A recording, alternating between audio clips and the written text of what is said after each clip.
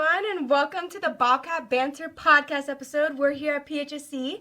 My name is Emily Feliciano. This is a strictly student-led project, but we've been having some fun doing some highlights, doing some really cool stuff.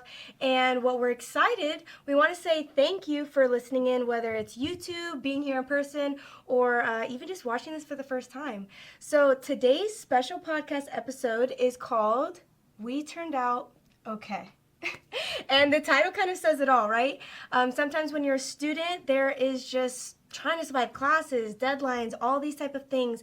But this series is really here to remind you that through it all, it's all worth it, it's all going to be okay, and that it can sometimes even turn out more than okay. So with us today is our special guest speaker. Dr. Bade is a retired PHSC Vice President of Student Affairs and Enrollment Management with over 2 decades of serving the community. Many initiatives here today have been inspired from you. So as we go through it, his journey reflects the long-term impact PHSC can have on its students. So Dr. Bade, thank you for being here. Is there anything you'd like to start off with? Yeah, thanks, Emily. First of all, let me say how impressed I am with the studio and the staff, the students running the studio. I feel like we're in like a top-of-the-notch podcasting studio. Very impressed. Yeah. Actually, we had another college campus here as one of our episodes with Hillsborg, and they were like, you have all this? Yeah. We're like, yeah. So it is very nice. So as we go through, we're utilizing the underutilized spaces. Yep. So let's dive into it, right? I'm do it. excited to get into this conversation. And let's start off with a nice, easy one. We'll kind of ease into this. So did you always envision your path that you're on now? You know, were there moments of uncertainty along the way? So definitely not, Emily. I mean, you might know some of my background. Maybe. But yeah, so even as far back as elementary school, the public out there may not know, I was actually expelled from elementary school. Okay. Yeah, I had a little altercation with a safety patrol. I was supposed to, my mom and dad said I was okay to walk home in a certain direction. And of course, I was like in 3rd grade, and the safety patrols back in New Jersey, they were 5th and 6th graders. Yeah. And they wore the straps with the badges. They looked really mean. And I was supposed to cut through what they called the pit, which saved me like 1.5 miles of walking if I walked through the pit. Well, the first day of school, the safety patrol said, you can't walk through the pit. And I explained, you know, I'm a fairly decent communicator. So I explained to this 6th grade safety patrol, much older than me, that my mom and dad said it was okay for me to go through the pit. Yeah, perfect sense. So I walked by him that first day. Well, the second day, the safety patrol, he grabbed my jacket, and and I'm sure that's not in the manual for training for 6th grade safety patrols. What's his name? His social security? Do we get camera evidence? No, just kidding. So apparently I grabbed him by the strap that holds his little badge on, and he may have tumbled down into the pit through some thorn bushes and was crying. And but I just did what my mom and dad said. Then I walked through the pit the way my mom and dad told me to do to go home. And then I came into school the next day, just like a normal day. And Mrs. Piotrowski, the 5th grade safety patrol advisor, called me into her office. The principal was there, and they proceeded to tell me I was expelled from elementary school, from Interville Elementary School. From elementary school. From elementary school, can you imagine that? Yeah. So I was expelled. So to think that so many years later, I would become a vice president of a college. Yeah, of the college. Probably was not on my radar. So I had a rough beginning in elementary school. Obviously, I had to go in and write a letter of apology. They accepted me back in. Apparently, many years later, they never checked my records from elementary school, so I was okay. Hire this guy. I know. But, you know, I even thought back to when I went to college at Ecker College, and I didn't consider myself the smartest person that went to college. I was more of a baseball player. I liked girls, so all I wanted to do was play baseball and meet girls. I really didn't know what I was going to major in. But I knew that's the 2 things I wanted to do in college. I wanted to play baseball. I wanted to, you know, social life. And I couldn't even tell you if there was a vice president of our college. Like, there was some dean that used to run the orientation, right? Yep. So I knew, I was like, okay, well, there apparently is a dean, and there's teachers, and there's some other people that, you know, handle your transcripts or whatever. Mm-hmm. But I never knew there was a vice president.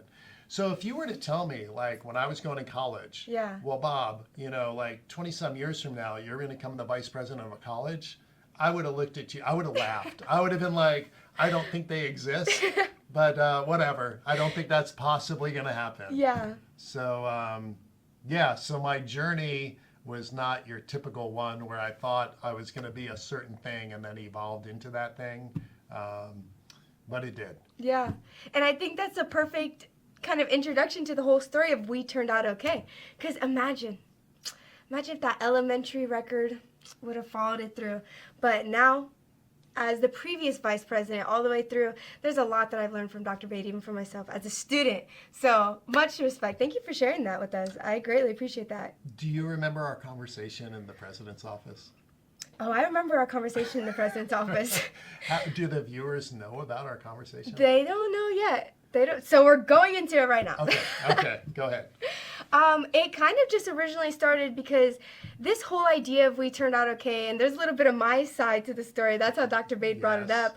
I had actually been arrested. For all good reason. For my example, I was... And you gave a speech about this. It was a whole speech about it because I was a scholar. To the donors of the college. I didn't... Okay.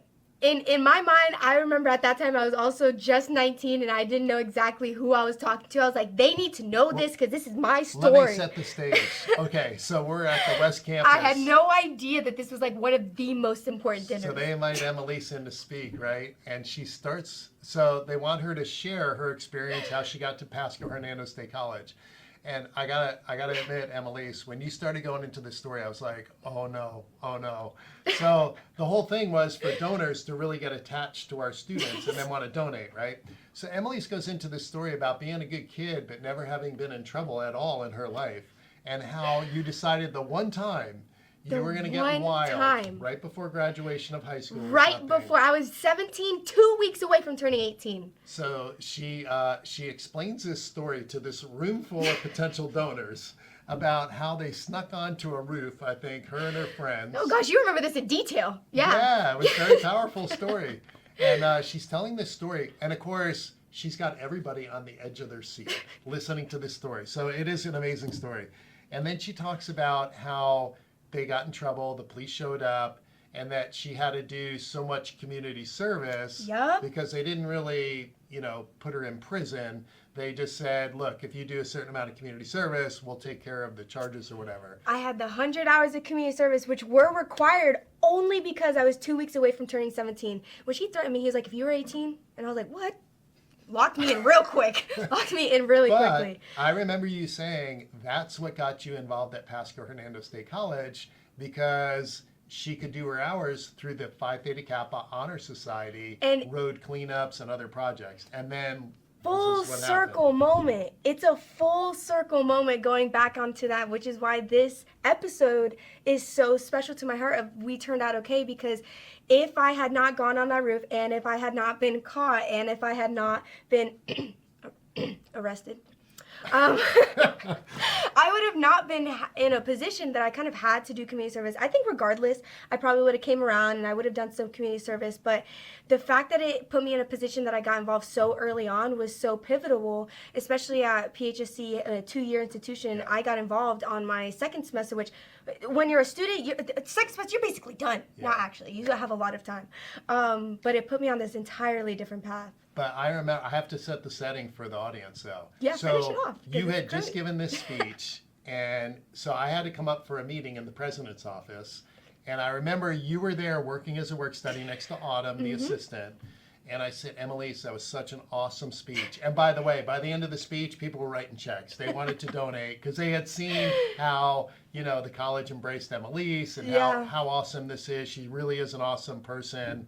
So went over extremely well. So then I said to Emelise, I was like, Emelise, I had a similar thing happen where I got expelled from elementary school. And meanwhile, the president of the college, Dr. Pizer, at the time, right there. He's right there, and he's looking at both of us like, like mesmerized by these stories. He's like and the vice president and one of the top student leaders of. And then I remember at some point I looked at you and I was like, Emelise, we turned out okay, didn't we? Because like you had gone on to do all these awesome things, and I obviously had gone on to become the vice president of the college. Yeah. So that's where we started we turned out okay. And that is the full circle moment of this entire podcast. Yeah. Starting off strong, right into it. That's literally what started that. And that was actually this time last year.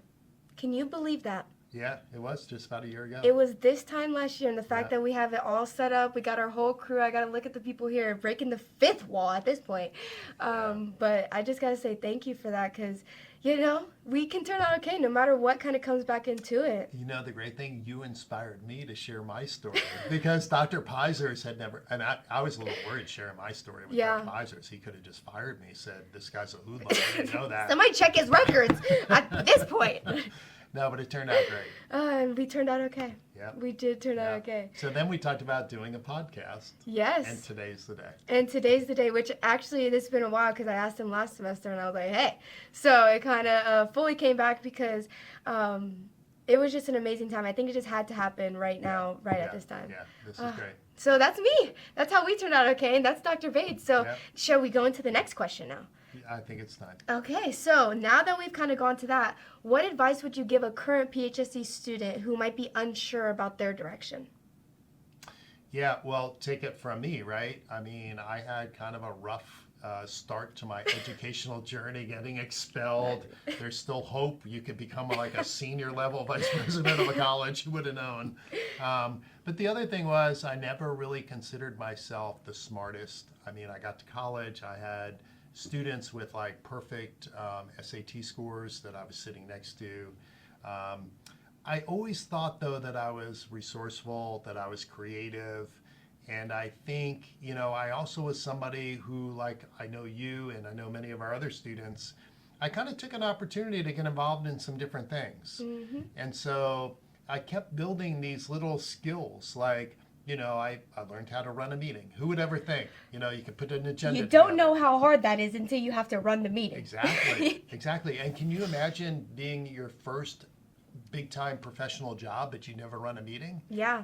So, I mean, here at the college, I mean, you get a chance to run meetings, to make an agenda up, to you know, get feedback on it, to polish it up a little bit. So when you are that CEO of a company, you're flawless. You know how to do it already. But just the other things, you know, knowing how to network with different people. Like you've worked with so many different people with all the activities you're involved in. And I would just say, you never know when all of these different experiences are just going to stack upon one another. And then all of a sudden you get this position and you're like, you know, that thing that I did, like I worked 2 years as an academic advisor before I became an activity director. Mm-hmm. I still use things that I worked with as an academic advisor many years later, even though I knew I don't want to become a professional academic advisor for like 20, 30 years. But what I learned was invaluable because I wound up supervising that area many years later. And you could really relate to them and actually understand what they're going through. Even if that wasn't your long-term path, you're like, you know what? I still know.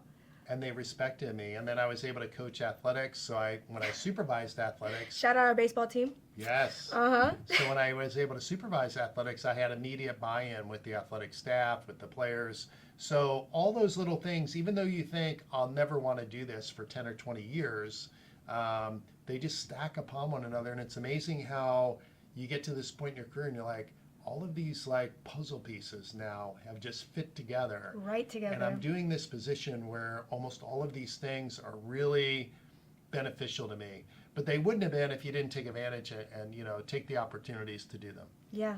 No, I agree on that because even just going to, there's so many things that I've done, found out I wouldn't have liked it, but it put me on the path that I really love now. Yeah. So thank you for that. And let's face it, if you do something you really, really don't like, you find out you really, really don't like it. And it's nice to eliminate it. Yep. You're like, you know, at least I tried. At least I tried. Next. Real quick. Well, thank you for that. Yeah. All right, as we kind of transition back onto this, you know, thinking about some of your experiences, what has helped you and shaped you most academically or personally? Talking about some of those experiences, going a little bit more into detail. Yeah, so I was really fortunate to have students, staff, and particularly supervisors that really allowed me to be me. Yeah. So you know me, like I'm very genuine. What you see is pretty much what you get. And but I had presidents that were like that. I had staff. You know, sometimes I come into the staff and I would like bring up this like kind of crazy idea. Maybe they thought it was at first, but just to have that environment where people could accept you for who you were, allow you to create things and have buy-in and say, let's make it work. I mean, and to have the presidents. You know, presidents can be, they have a lot of things going on. They want to make sure the perception of the college. But, you know, I was very fortunate that I think in every position I had, they allowed me to be me. And that made it so that when I retired, I really thought that the college had milked every ounce of intelligence, every ounce of creativity, resourcefulness. I'm like, I have nothing left to give. I mean, basically, I've given it all. So he started playing pickleball. And now he's a pickleball coach. But it's a good feeling to know I didn't leave anything on the table. You know, I had an opportunity because of all these people that accepted me. And most of all, students. You guys used to go along with a lot of stuff when I used to ask you to do stuff. When there's an opportunity, going back into it, you just have to take it. The unexpected opportunities sometimes are the best memories. Yeah. Like I've done panels that I had no idea what I was doing, and then I was like, oh my gosh, I love that. I was like, I had no idea what I was going to talk about last 10 minutes ago, but now I'm here and I did that. Yeah, and it's awesome that when you get that feeling. Which even going to, what was probably one of the most impactful stories you have on a student being in a role, not just mine, because Yeah, well, I had a student and his mom actually wound up working for us, but nice. They were on their last leg. I mean, they had a bad family situation. So father was not around, and it was bad with the father. And the student came in, and the job I had, you know, I had contact with financial aid and some other staff. And I remember I said to our staff, I was like, let's save him. Let's just, whatever we got to do, we got to keep him in class. Drop Dab was coming up. I think his fees weren't paid. We wound up getting him books. I went to the back store, the bookstore, the back area. I was like, guys, I just need demo versions, whatever you got. Let's get him books. We got him those. We got him. I think I had access to a fee waiver. Oh, wow. So I could sign off on a fee waiver because, you know, it was a unique situation. We salvaged him in school, and then he went on to do some amazing things. Yeah. But his mom, to this day, when she would walk in the office, she's like, you know, Bob, you literally saved our lives. And my son is going on to do all these amazing things, but I don't know where he would have been if he hadn't come in that day and you would have helped us. Yeah. So that's a pretty powerful feeling to have. Yeah, You know? with all those connections that you've just been building through the year to be able to help that student in that moment, be like all full circle moment. But then there's all the students in between that maybe didn't have those dire situations that maybe I just nudged a little bit, like the Emilises or the other students where I said, hey, why don't you do this, why don't you do that? And then I see you guys like just blossom into these like amazing people. We have a whole background. This is a whole background. We have 2 amazing studios. We have 1, 2, 3, 4, 5, 6, 7. Oh, God. I mean, check this stuff out. So it's just incredible. For y'all who do So for me to sit back and say, you know, maybe I had a small little part to play where I nudged, you know, somebody in the right direction. Yeah. Cool. I think that even goes back to kind of the next segment is some of your commentary on our student engagement games. So focusing on that, what's been your favorite initiative? Because there's been a lot of great ones, but what's probably your favorite?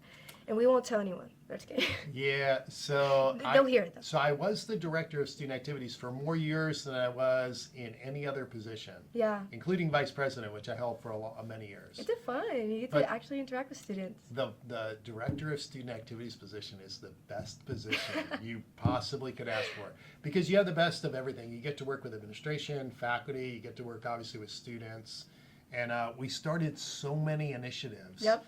That most of them still exist to this day, like the welcome and engagement team, where we go out and greet students. We've got the award ceremonies at the end of the year, which brings closure, and we give out awards, and we recognize FBLA and SGA and all those. So those are awesome nights, and you see how proud the students are that they accomplish these things during the year. But the engagement games, they were special, and I'll tell you why. to see how they grew. They grew so much. I used to play in the games. And, and I would be as competitive as anybody. I remember when we did dodgeball and the football, and the students would come up, they're like, "You're the dean or the vice president of the college. I don't want to hit you." And I was like, "Well, you should try, because I'm going to try to hit you as hard as I can. Like, that's part of the game." And you get in those games, you really realize your professors are like, they're there to win. Yeah. As a student on that field, those aren't your professors anymore. But the students loved it. Yeah. They would not have loved it if they felt like the professors were just playing along. And no. So it's a real deal. But they grew to so much that then I had to say, okay, well, we have so many faculty and staff that want to play in the games. We need all these other roles. Like, we want people to be a part of the game. Yeah. So we need the connection. So we started creating these roles, like broadcasting booth, and then I joined the broadcasting booth. The best with commentator. others. That's how me and Dr. Bade met, actually. And I can trash talk with the best of them. And I always used to warn the president and everybody. I was like, Dr. Peisers at the time, I'm like, "Dr. Peisers, you need to know something. Like, if you screw up, I'm not holding back." And they loved it. Yeah. And but then we had all kinds of sideline reporters. We had mascot races. We had all the other entertainment. Yeah. We had faculty that would dress up in cheerleader outfits. They Dr. still do that. Price. Dr. Price. Shout out Dr. Price. Love you. Yeah, Dr. Price and others. They would be on the sideline. I mean, how great is that we could get that many faculty and staff to come out? And by the way, these games were on their own time. Yeah. So it wasn't like it was after graduation. It was literally on a Yeah. Friday, 2 weeks after or the week of graduation. They could have taken off with their families on their big Christmas vacations or whatever. Yeah. But they chose to stay for the engagement games. So those always held a big special part of my heart. Aw. No, I enjoy them. As a student, coming from them, seeing some of the initiatives you've done, the student life retreat, all of Yes. them, Wow Week, all that stuff have been so impactful, literally so impactful. But especially student engagement games, that's probably the second most impactful thing I've had, just from also going as That's a player. how we met. That's literally how we met. Dr. Bade was commentating the game, and that was my very first ever, outside of PTK, because at this point I was like, okay, I finally got my community service hours. I was like, let me go enjoy some stuff. I go to the softball game after graduation and all this stuff, and Dr. Bade was just saying the most funniest things, and I know funniest isn't a word, but just humor, just pure humor of the game, just relating it. I didn't even know about softball. I didn't even know how to play softball. I didn't need to know how to play softball. I was just there for the commentation. I went up to one of the advisors at the time. I was like, "Who's commentating this game?" She took me, introduced me to Dr. Bade, and that is probably one of the best things ever. And me and you have actually had a brief segment of commentating, but I got nervous. I got really nervous because everybody can hear you. You're like actually like, Oh yeah. okay, number 23. Okay, Yeah. Black Cloud. And if you know Black Cloud, you know who I'm talking about. Eddie Williams. Yes, Eddie Williams. And even the student, okay, 72. I see you, 72. And they hear you. So I got Yeah, nervous, but yeah. Dr. Bade's a champ. Yeah. Those are fun. As we kind of wrap up, this is kind of just like a heartfelt moment for us. But, looking back, how does the phrase and how does "we turn out okay" really mean to you personally? Yeah, so that's a deep question. Yeah. And I thought about it. Good wrap-up question. Okay, so we came up with this topic because you had gotten arrested. Yeah. I had gotten expelled. I had gotten expelled from elementary school. Yeah. But, our thing was, well, look what happened to us now, right? Yeah. So I started thinking about it, and I'm like, well, our lives could have gone in two different directions. You could have been a full-time, lifetime hoodlum, right? Yeah. And just done lots of bad stuff and never did all these amazing things you're Never doing. learned from it, stood there. I mean, let's face it, I could have easily gone from not becoming a vice president of a college, that's for sure. But, I bounced back a little bit. And then, I think with our students in general, especially, sometimes we're not dealt with the best cards in life. We may not have the best financial situations. Yeah. We may have unstable family situations where, we have to work a little bit more. Yeah. We have a lot of students that come back later in life that they tried something, it didn't work. And I was just thinking that I think life is filled more with people that are successful, that bounce back from things that didn't go well. Mm-hmm.